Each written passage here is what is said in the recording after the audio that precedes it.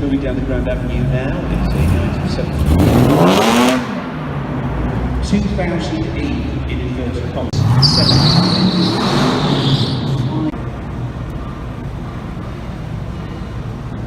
Well, thank you to all our cars from Modern Twist. We're now moving into coach build specials, and first car we have you is a 1939 Daimler DB80 Drophead by Carlton.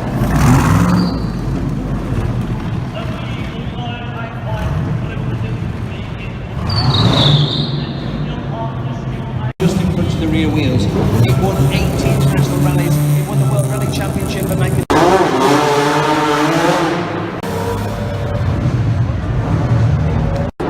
This was the first year that Lotus had to. And although it was. It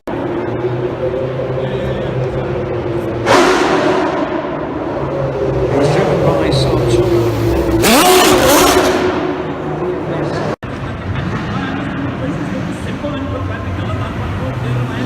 Now that green car with the fins is an RGS Atalanta Jaguar HB.